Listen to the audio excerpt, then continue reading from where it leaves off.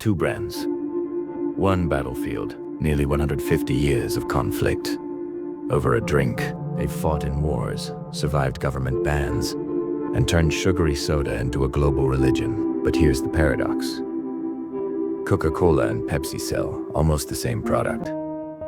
So why does the world treat them like rival civilizations? This is not just the story of two soft drinks. This is the story of a marketing war that changed billions of lives, and the way we consume happiness itself.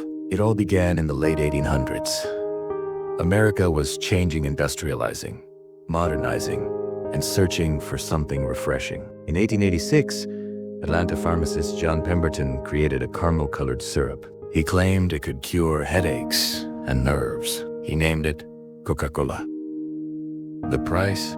Just 5 cents a glass. Around that same time, another pharmacist, Caleb Bradham, was experimenting with his own drink in North Carolina. He called it Pepsi-Cola, named after the digestive enzyme pepsine. But sold as a fun, energetic drink, Pepsi had a strong start. Until disaster hit. The cost of sugar exploded after World War I. Bradham went bankrupt in 1923. For Pepsi, the war was over before it even began. Meanwhile, Coca-Cola was unstoppable. By the 1930s, Coke was available in every US state. It had one clear mission: to make Coca-Cola the official drink of America. Then came World War II, the moment. Coke unveiled perhaps the most brilliant marketing strategy in business history. They made a promise.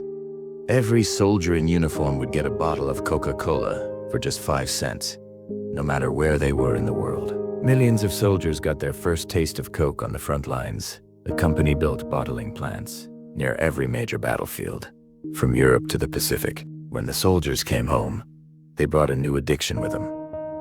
Coca-Cola had become freedom in a bottle. Pepsi. They couldn't possibly match that level of military and political influence, but they weren't done yet.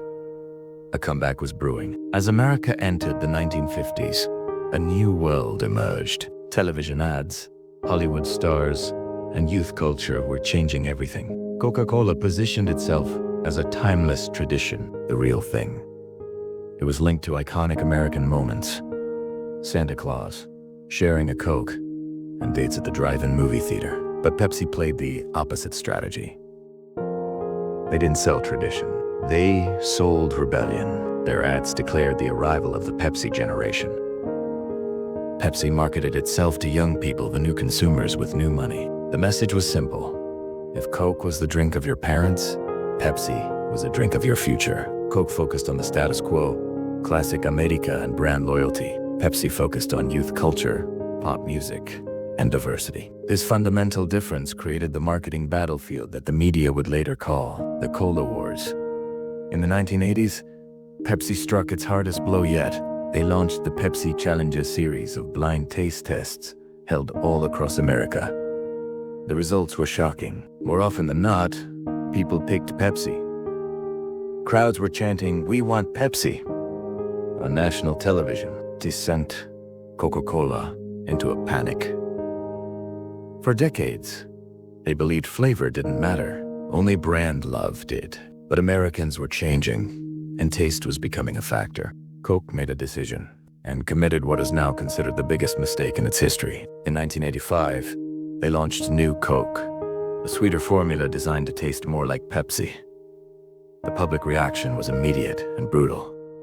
People revolted. There were protests, angry calls to headquarters, and people started hoarding old bottles. It became clear this wasn't just about a drink anymore, it was about American identity. Coke had no choice but to surrender. They brought back the original formula, rebranding it as Coca-Cola Classic, and sales skyrocketed. Coke had learned the truth.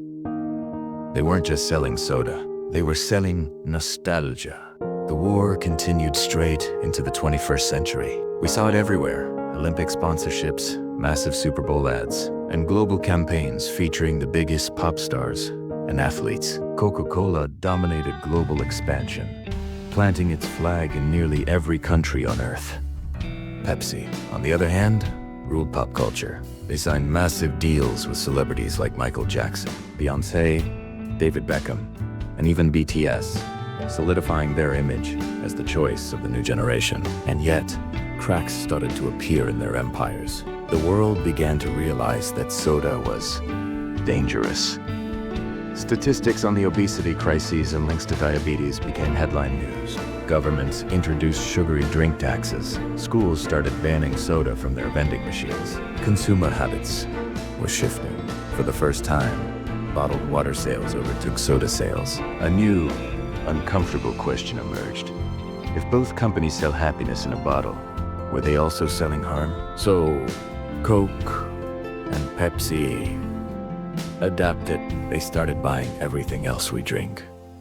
Sports drinks, juices, teas, coffees, energy drinks, and dozens of water brands. It's no longer just Coca-Cola versus Pepsi. It's the Coca-Cola Company versus PepsiCo, a worldwide empire war fought on every aisle of the supermarket. Today, their products reach over 200 countries and are consumed by 5 billion people daily. Behind the scenes is a soft drink industry worth hundreds of billions of dollars, all powered by marketing psychology, childhood memories, and our constant desire for a sweet escape. We think we're choosing between Coke and Pepsi, but the truth is, they already own the entire menu. Coca-Cola and Pepsi started as small-town pharmacy drinks, but they became something far, far bigger. They became artifacts of joy, symbols of culture, and weapons of business. Wars aren't always fought with guns. Some are fought with sugar, nostalgia, and billions of dollars in advertising. And in the end, maybe this was never a battle for market share. Maybe it was a battle for our attention. So, I have to ask, which side are you on, Coca-Cola or Pepsi? And more importantly, why? Drop your answer in the comments. Because this war is far from over. Thanks for watching.